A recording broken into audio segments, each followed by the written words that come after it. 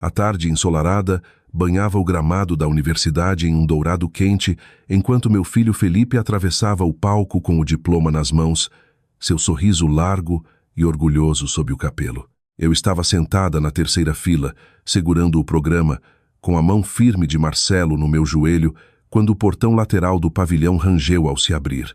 Lá estava ele, Rogério, caminhando direto para a nossa sessão, em um terno que apertava nos ombros, carregando uma pequena caixa de presente embrulhada em papel prateado, como se pertencesse àquele momento.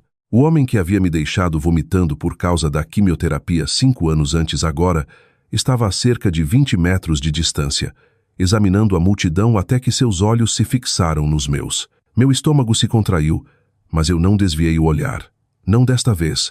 Ele havia cronometrado perfeitamente, chegando logo ao final da cerimônia, quando as famílias se espalhavam pelo gramado para fotos e congratulações. Pais riam, formando-se abraçavam, e o cheiro de grama recém-cortada misturado com o perfume de ipês florescendo pairava na brisa. Eu sentia o peso familiar da dor antiga subir no peito, mas algo mais surgia junto.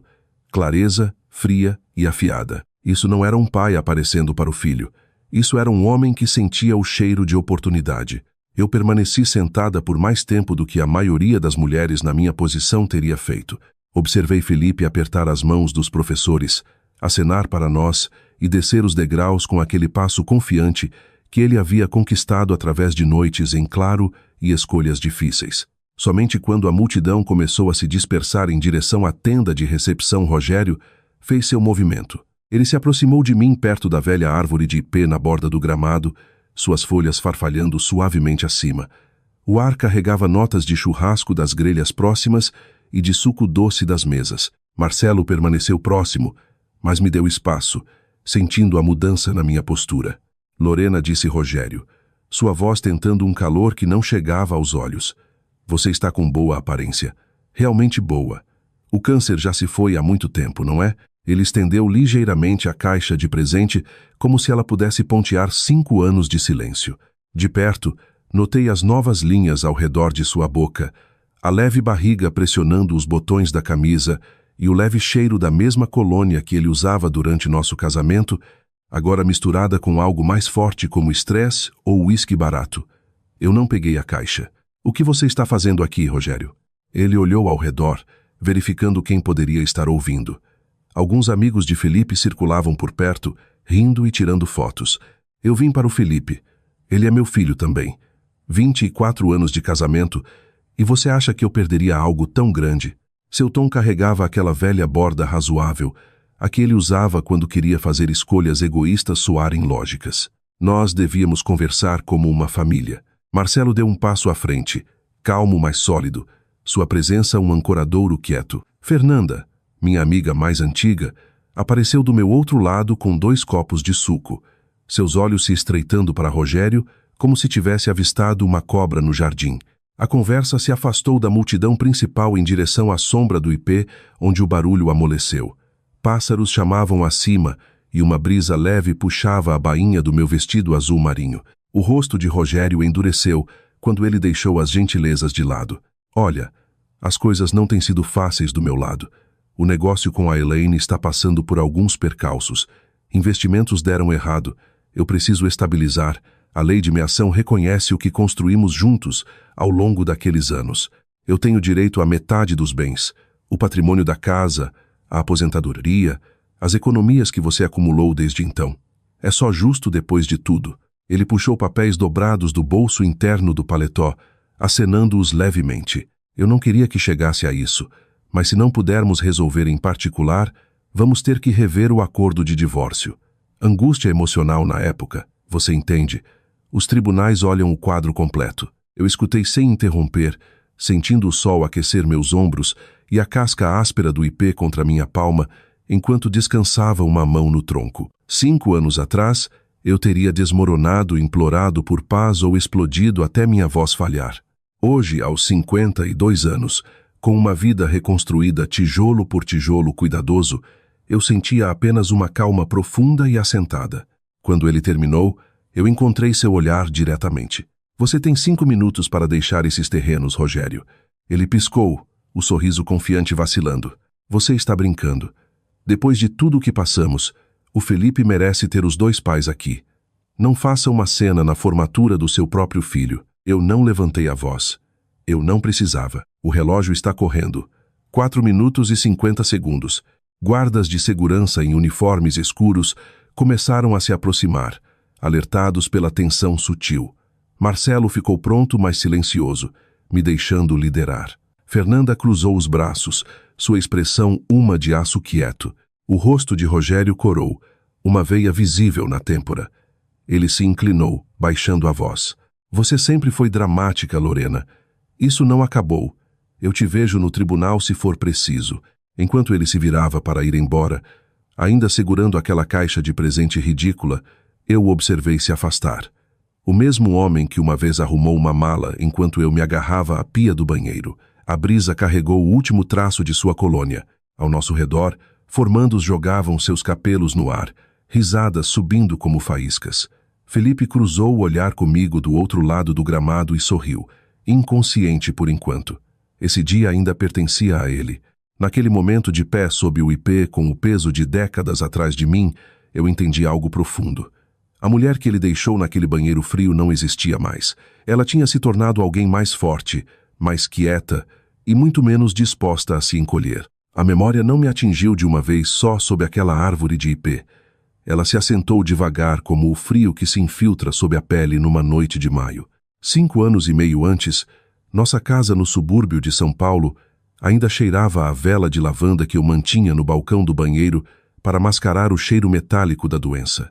Eu tinha 47 anos, ensinando alunos do ensino médio sobre o Grande Gatsby de dia e lutando contra o câncer de mama em estágio 2 à noite. A cirurgia tinha tirado um seio. A quimioterapia estava tirando todo o resto. Rogério e eu tínhamos sido casados por 24 anos. Criamos Felipe juntos. Quitamos a casa, sobrevivemos aos argumentos habituais sobre dinheiro e sogros. Eu achava que éramos sólidos do jeito que casais de meia-idade se tornam confortáveis, se não apaixonados.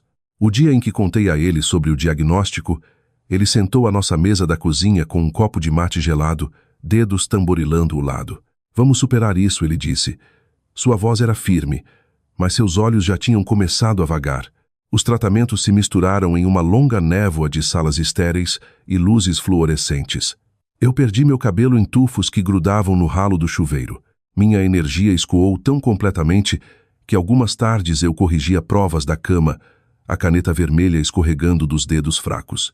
Felipe, então com 18 anos e terminando o ensino médio, aprendeu a cozinhar refeições simples e me ajudava a chegar ao carro para as consultas. As ausências de Rogério cresciam mais longas. Viagens de negócios, ele chamava jantares tarde com clientes. Eu queria acreditar nele. A noite em que ele saiu começou como tantas outras.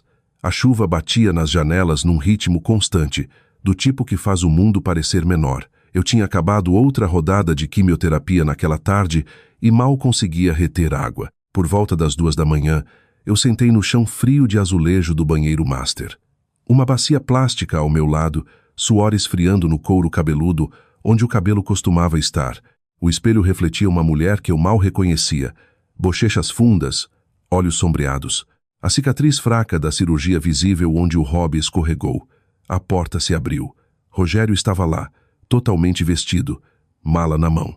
As rodas fizeram um clique suave no limiar. Ele não encontrou meus olhos no espelho. Lorena, eu não consigo mais fazer isso. As palavras caíram planas, sem drama ou vozes altas, só uma declaração, limpa e final. Eu segurei a borda da banheira, a porcelana fria sob minha palma. O que você quer dizer? Ele mudou o peso do corpo. Eu conheci alguém. A Elaine, ela entende onde eu estou. Eu preciso me sentir vivo de novo. Essa casa, a doença, as consultas constantes, é demais. Eu estou infeliz há muito tempo. A chuva continuava lá fora, indiferente. Eu podia sentir o traço fraco da loção pós-barba dele, a mesma do dia do nosso casamento. Você está me deixando enquanto eu estou assim. O Felipe ainda está em casa. As contas. Ele me cortou gentilmente, quase com bondade, o que de alguma forma piorou tudo. Você é forte, Lorena. Mais forte do que pensa. Os advogados vão resolver o resto. Eu já falei com um. Eu mereço felicidade também. Nós dois merecemos. Então ele se foi. A porta da frente clicou fechada atrás dele. Eu fiquei no chão do banheiro até o céu clarear para cinza, ouvindo a chuva virar garoa.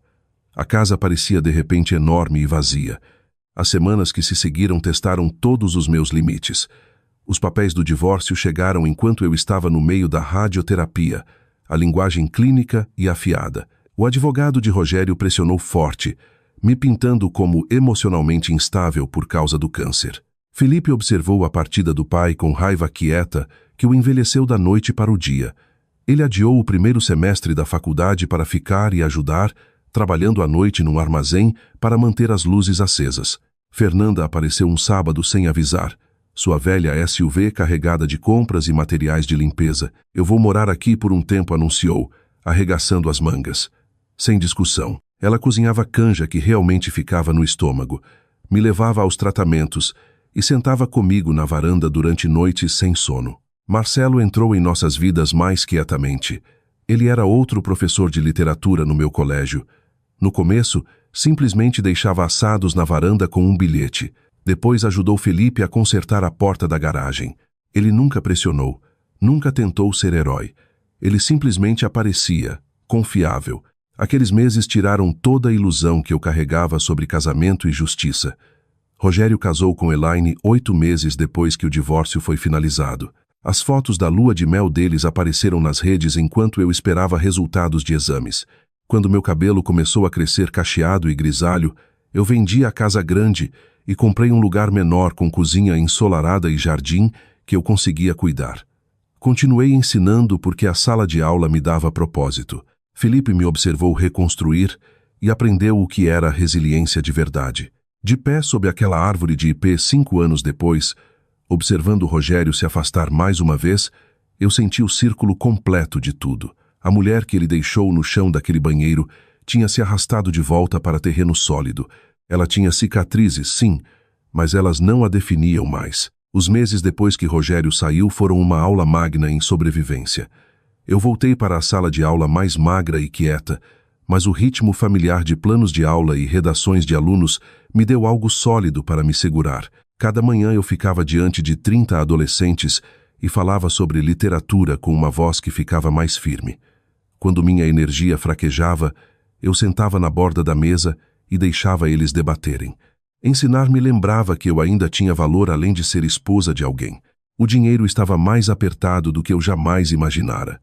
O acordo de divórcio me deixou com a casa, mas a maior parte da dívida médica.